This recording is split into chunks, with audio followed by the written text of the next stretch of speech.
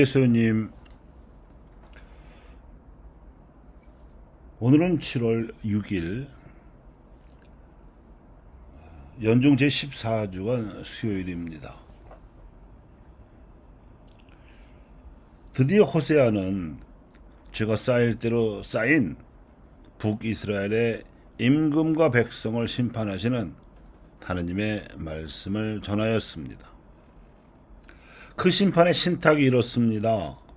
하느님께서는 농부가 포도밭에 포도나무를 심듯이 이집트에서 이끌어낸 히브리 노예들을 당신 백성으로 삼으시고 자유를 주셨는데, 포도 열매가 무성하게 맺기는커녕 제때의 열매를 맺지 못하는 무화과 나무처럼 거짓의 열매만 주렁주렁 달렸다는 것입니다.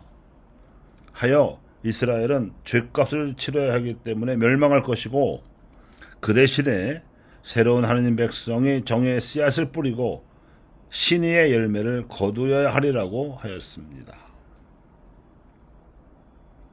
그렇게 예언된 새로운 하느님 백성의 못자리가 예수님께서 세우신 12사도 공동체였습니다. 이 공동체는 예수님께서 하셨던 대로 이스라엘 집안의 기르는 양들에게 가서 하늘나라가 가까이 왔음을 선포해야 하는 사명을 받았습니다. 교회는 그렇게 해서 세워진 인류 역사의 새 포도원이었습니다. 주님을 경외하는 신앙의 바탕 위에서 정의라든가 신의 같은 가치들을 구현해내야 하는, 그래서 가까이 다가온 하늘나라였고 세상과는 대조적인 사회였습니다. 12사도의 공동체로 시작된 교회는 예수님의 선택으로 말미암아 생겨난 것입니다. 민족사적으로는 가장 암울했던 시점에 활약하셨던 예수님께서 역사적 상황의 암울함에 맞먹는 비중으로 역사적으로 비장한 선택을 하신 것이었습니다. 이제 아브라함 이래로 이어져 내려온 혈련으로서의 이스라엘 민족은 의미가 없고, 믿음으로 모인 새 하느님 백성이 하느님의 뜻을 이루어야 하는 사명을 짊어지게 된 것입니다. 어제 우리가 기억했던 김대건 사제는 불과 26의 젊은 나이로 치명했습니다.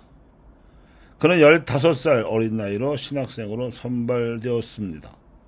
그리고 보름 동안이나 걸어서 도착한 마카오에서 10년 동안 사제로 양성받은 그가 상하이에서 허술한 돛담배 라파엘 호로 동중국해와 황해의 태풍과 파도를 겪으면서 제주도 용수리 해변을 거쳐 어렵사리 충청도 남아위에 도착했습니다. 어머니가 계신 경기도 은희에서 사목한 기간은 불과 6개월에 지나지 않았습니다.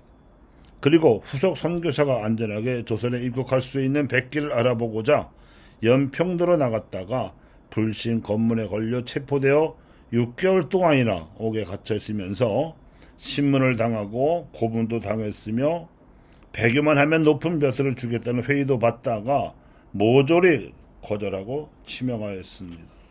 그런 조정에서 탐낼 만한 조선 최초의 서양 학문 유학생이었습니다. 하지만 당시 조선은 중국과의 교류 외에는 모든 해외 교류를 법적으로 금지시키고 있었고, 성략 이데올로기로 다스리며 백성을 신분을 나누어 차별하고 공자의 나라로 자처하던 음모란 개구리 신세였습니다. 이런 판국에서 김대건의 선택은 하나밖에 없었습니다. 조선의 복음화를 위하여 사자가 되었지만 신앙을 박해하는 이 나라에서 더 이상 자신이 할 수 있는 일은 아무것도 없었고, 오직 후손들이 이 나라를 주의 나라로 만들어 주기를 기대하며 자신은 신앙을 증거하여 지명하는 것, 즉 순교만이 그가 할 수 있었던 선택이었던 것입니다. 호세아가 당시 자기 조국인 북이스라엘에 내려질 하느님의 심판을 예언했듯이 김대건은 조국 조선이 장차 복음화되리라고 내다보고 새남자 형장에서 12칼 서슬 아래 죽어갔습니다.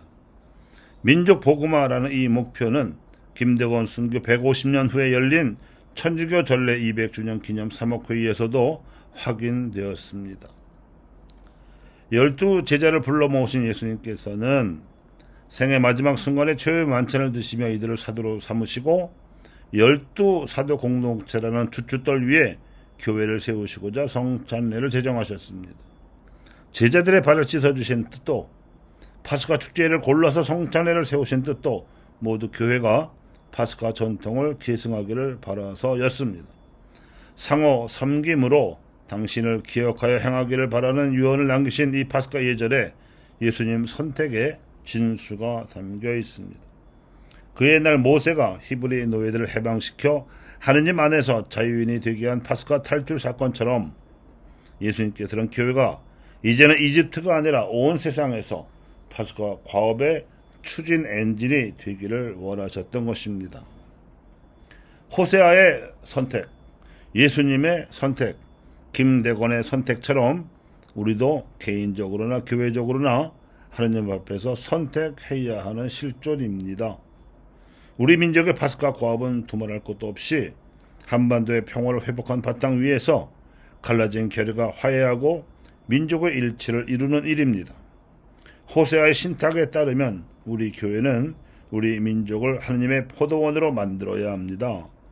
정의가 빛처럼 내리고 신의가 넘쳐나는 사회로 건설해야 합니다. 그렇자면 예수님의 선택을 본받아 잃어버린 양들을 찾아 나서는 파스카 본연의 자세로 공동체로 살아야 합니다. 믿지 않는 이들이 보여주는 탐욕스럽고 비인간적인 행태를 반면 거울로 삼아서 작지만 정체가 분명한 대조사회로 살아가야 하나님께서 우리 교회를 당신 도구로 쓰실 수 있습니다.